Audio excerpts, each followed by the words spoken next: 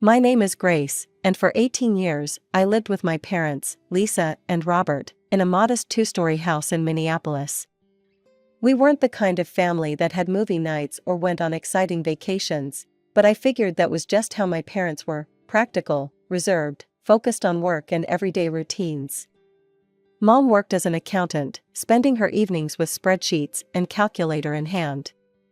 Dad was in sales, always on the phone closing deals or preparing presentations. They provided for me, kept me fed and clothed, helped with homework when I asked. But there was always this distance. No warm hugs, no I love yous thrown around casually like I saw in other families. I told myself it was just their way, that not every family had to be all touchy-feely to be good. "Grace, honey, we need to talk to you after dinner," Mom said on the morning of my 18th birthday. Her tone was unusually serious, but I didn't think much of it. Maybe they had planned something special, though they'd never really made a big deal out of birthdays before. That evening, I sat at our kitchen table, picking at the remains of my birthday dinner, takeout pizza, my choice. Mom had barely touched her slice, and Dad kept checking his phone, something clearly on his mind. "So, Grace," Dad finally spoke, putting his phone down. "Your mother and I have been planning something for a while now, and since you're 18 today, it's time we told you." I perked up, expecting maybe news about college preparations, or perhaps even a surprise gift. What came next hit me like a bucket of ice water. "We're selling the house," Mom stated flatly. "Your father and I are moving to Europe. We're going to start our own business there." I stared at them, waiting for the punchline. "Oh, okay. When are we leaving?" "I mean, I'll need to figure out about college applications and—" "No, Grace," Mom cut me off, her voice sharp. "We're moving. You're not coming with us." "What do you mean?" My voice came out small, childlike. "I don't understand." "You're 18 now," Dad explained, as if discussing a business transaction. "An adult. It's time for you to take care of yourself." I looked between them, my brain refusing to process what I was hearing. "But, what about college? I'm supposed to start in a few months." "We've been talking about it." "That's your responsibility now," Mom said, standing up to clear the plates. "To be honest, Grace, you've been a burden all these years. We've fed you, clothed you, supported you for 18 years. That's more than enough." The words hit me like physical blows. A burden? All these years? I felt tears welling up in my eyes, but Mom just continued loading the dishwasher as if she hadn't just shattered my entire world.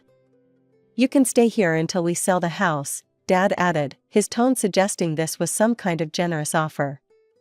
"But the sooner you figure out your own situation, the better it will be for everyone." I sat there, frozen, as my parents discussed property values and moving logistics over my head. 18 years of memories suddenly shifted, transformed.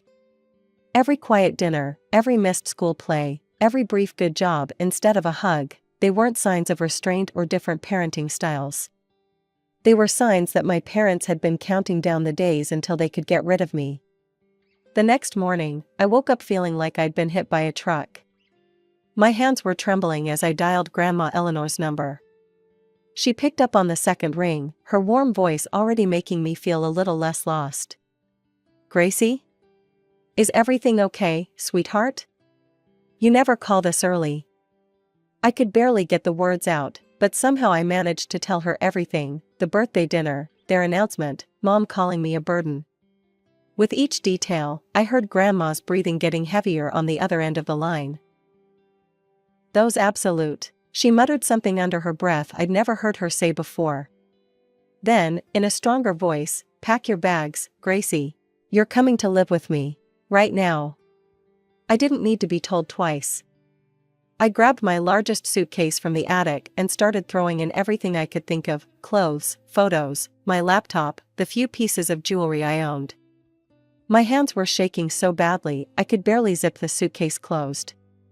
Downstairs, Mom and Dad were still talking about property values. They barely looked up when I dragged my suitcase past them and out the door. No goodbye, no questions about where I was going. Nothing. Grandma was waiting on her front porch when I pulled into her driveway. She wrapped me in one of her bear hugs, the kind of hug I'd always wished I'd get from Mom, and led me inside the cozy house I'd visited so many times before. Over cups of her famous hot chocolate, with extra marshmallows, just like when I was little, Grandma laid out her plan. "First things first, you're going to college," she declared, her tone leaving no room for argument. "I've got savings, and they're going to good use sending my grandbaby to school." "Grandma, I can't take your money." "You're not taking anything. I'm giving it." She reached across the table and squeezed my hand. "And there's something else you should know. I'm changing my will." I looked up, surprised. Grandma's expression was fierce. "This house, my savings, everything's going to you, Gracie. Not a single penny to your mother. This house isn't much, but it's paid for. The savings aren't millions, but they're enough. It'll all be yours." Later that evening, as we sat in her small but immaculate living room, Grandma brought up one more point. "We need to agree on something, Gracie," she said carefully. "I think it's best if we keep the details of all this between ourselves. No need to air dirty laundry to the rest of the family." I nodded, understanding immediately. "I don't want to talk about it anyway." "Good," Grandma said, patting my hand. "Let them think what they want. We know the truth, and that's what matters." College life fell into a comfortable routine. Each morning, I'd wake up to the smell of Grandma's coffee and the sound of her humming in the kitchen. We'd have breakfast together before I headed to my classes, and in the evenings, I'd tell her about my day while she worked on her crossword puzzles. Occasionally, relatives would drop by to visit Grandma. During one such visit, Aunt Sarah mentioned casually, "Oh, did you hear? Lisa and Robert finally made it to Europe.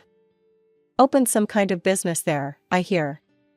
I just nodded and excused myself to study. I didn't want to know more. What was harder to handle were the comments about my independence. They came regularly, wrapped in admiration that made me want to scream. "You're such a strong young woman, Grace," Uncle Mike said during one visit.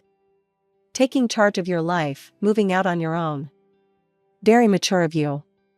"It's admirable how you decided to make your own way," Cousin Rachel chimed in. "Not everyone your age would choose independence over living with their parents." Each time, I'd force a smile and change the subject.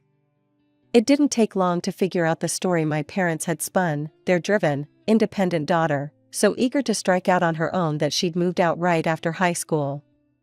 It was easier to let everyone believe it. The truth hurt too much to share. Then came the worst day of my life. Grandma had been feeling tired for weeks, but we both brushed it off as just age catching up with her. By the time we realized it was more than that, it was too late. The doctor said words like aggressive and advanced stage, and before I knew it, I was holding her hand in a hospital room, watching her slip away. "You're the best thing that ever happened to me, Gracie," she whispered one night, her voice weak but her eyes clear. "Don't you ever forget that." She died 3 months later, a year before I was set to graduate. The funeral was small but well attended by family. Everyone came except my parents. Aunt Sarah told me they'd been informed but said they couldn't make it back from Europe on such short notice. I graduated with honors the following year, clutching my diploma and fighting back tears because the one person I wanted to see me walk across that stage wasn't there. But Grandma had prepared me for everything, even her absence. Thanks to her generosity, I had options. I used some of the inheritance to buy a lovely apartment closer to downtown, where I'd landed a job at Preston and Associates investment firm. I decided to keep her house and rent it out. I couldn't bear to sell it, but I also couldn't face living there without her. Life has a funny way of surprising you when you least expect it. That's how I met James. He walked into the wrong conference room at Preston and Associates, looking for a client meeting that had been moved. Instead, he found me preparing for a presentation, surrounded by scattered papers and empty coffee cups. "Either this isn't the Thompson meeting, or they've really changed their marketing strategy," he joked, gesturing at my chaos. I couldn't help but laugh. Next door. But hey, at least you found someone who appreciates a good coffee addiction. One coffee date led to another, and before I knew it, we were spending every free moment together. James was different from anyone I'd ever met, warm, genuine, and incredibly patient. When I finally told him about my parents one night, he just held me and listened, not trying to fix anything or offer empty platitudes. "You didn't deserve that," was all he said, wiping away my tears. Not any of it. A year and a half after that wrong turn into my conference room, James took me to dinner at the restaurant where we'd had our first date. He seemed nervous all evening, fidgeting with his napkin and checking his pocket every few minutes. When dessert arrived, I found a ring nestled next to my chocolate soufflé, a stunning diamond that caught the candlelight and scattered it across our table. "I want to build a family with you," he said, his voice shaking slightly. "A real one, filled with all the love you should have had all along." I said yes through happy tears, and for the first time in years, I felt truly, completely whole. The next day, I posted a photo on social media, my hand with the ring, James hugging me from behind. "Said yes to forever with my best friend," I wrote, my heart so full of joy I thought it might burst. 2 days later, the message appeared in my inbox. My mother's name popped up, and my stomach lurched. "Dearest Grace, your father and I just saw your wonderful news. We are so incredibly happy for you. We know we have no right to ask this, but we've spent years regretting how we treated you. Not a day goes by that we don't think about our terrible mistakes. We'd love to come to your engagement party, to try to make amends. We understand if you say no, but we miss you so much. Love, Mom and Dad." I stared at the message until the words blurred. When James came home, I showed it to him, my hands trembling. "What do you think?" I asked, hating how small my voice sounded. James read the message twice, his arm around my shoulders. "I think it's entirely your decision. But if they've genuinely changed, if they're truly sorry, maybe they deserve a chance to prove it." I thought about Grandma, about what she would say. She'd probably tell me to be careful, but follow my heart. "Okay," I whispered, more to myself than to James. "One chance." I wrote back a short message. "The party is next Saturday at 7. You can come at 6 to talk first." My hands wouldn't stop shaking as I got ready that Saturday evening. James squeezed my shoulder and kissed my cheek before heading out to pick up the catering, leaving me alone to face my parents. At exactly 6 p.m., the doorbell rang. I opened the door to find them standing there, Mom in an expensive-looking dress, Dad in a crisp suit. They looked exactly the same, yet somehow like strangers. "Grace, darling," Mom stepped forward for an awkward hug. I stood stiffly, letting her embrace me but not returning it. "You look wonderful. And what a lovely apartment." We moved to the living room, where they perched uncomfortably on the edge of my sofa. Dad commented on the decor, Mom asked about my job, both of them acting like we were distant acquaintances at a cocktail party rather than family. Then Dad cleared his throat, his pleasant expression dropping away like a mask. "Grace, let's cut to the chase. We know about your situation." "My situation?" I felt my stomach clench. "Yes," Mom leaned forward, her eyes sharp. "We know about Grandma's inheritance. The house, the savings, all of it. And we've done our research." "What research?" "The house is worth at least $300,000 in today's market," she stated, like she was giving a business presentation. "And knowing Mom, there must be significant savings too. Plus, we see you're doing very well, nice apartment, wealthy fiancé." "Get to the point," I said, my voice trembling. "We want $70,000, Dad announced flatly. It's less than we're entitled to, really, but we're being reasonable." I stared at them, speechless. Mom pulled out a small notebook. "I've calculated everything. As Mom's daughter, I have a right to inherit. If you don't give us the money, we'll sue for half of everything, the house, the accounts, all of it." "You can't be serious," I whispered. "Oh, we are," Dad's voice hardened. "And if you don't cooperate, We'll make sure everyone knows how you manipulated your grandmother. How you turned her against us, convinced her to cut out her own daughter. I never. It doesn't matter what really happened, Mom cut in. What matters is what people will believe. Do you want all your relatives to know how you schemed to get your grandmother's money? Want your new in-laws to hear about it? The doorbell rang again, early guests arriving. I stood up, feeling dizzy. I need time to think about this.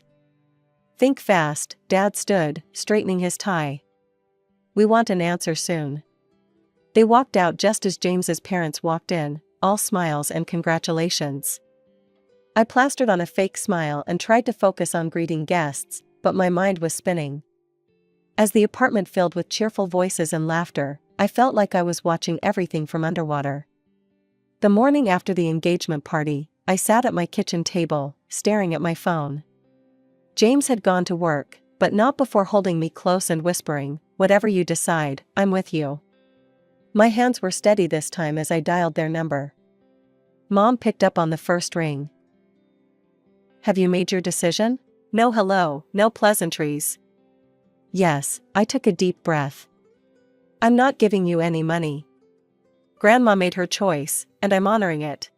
"You'll regret this," she hissed and hung up. They didn't waste any time.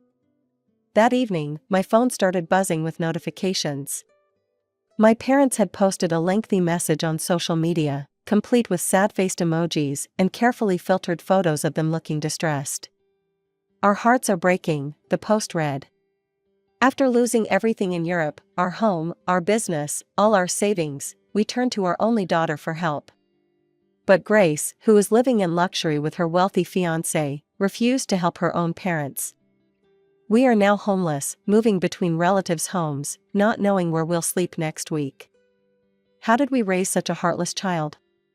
Within hours, the post had been shared throughout our entire extended family. My phone exploded with messages. "Grace, how could you? Your own parents. They raised you for 18 years. You have plenty of money now, why can't you help them?" Aunt Martha called me, sobbing. "They need a place to stay, Grace. That house of your grandmother's is just sitting there with renters in it. Your own parents should be living there." Uncle Peter's message was particularly harsh. "Your grandmother would be ashamed of you. Your parents sacrificed everything for you." I wanted to scream, to tell them all the truth, but my throat felt closed up every time I tried to respond. Then came the wedding cancellations. "I'm sorry, Grace, but I can't celebrate while your parents are suffering," Cousin Rachel texted. "What kind of person starts a marriage by turning their back on family?" wrote another relative. The final blow came from Uncle Mike, who'd always been kind to me at family gatherings. His message was brief and professional. "Grace, as a lawyer, I feel obligated to inform you that I will be representing your parents in their lawsuit against you regarding your grandmother's estate. The law is clear about children's rights to inheritance, and your grandmother's will can be contested. Expect official documentation soon. I recommend you reconsider your position before this gets messy. You don't want to start your married life with a legal battle. Uncle Mike." I sat in my darkened apartment, reading and rereading the messages, watching as my entire extended family turned against me. The irony was almost funny. They were finally seeing me as the terrible person my parents had always thought I was, but for all the wrong reasons. James found me there when he got home, still scrolling through the endless stream of accusations and disappointment. He took one look at my face and pulled me into his arms.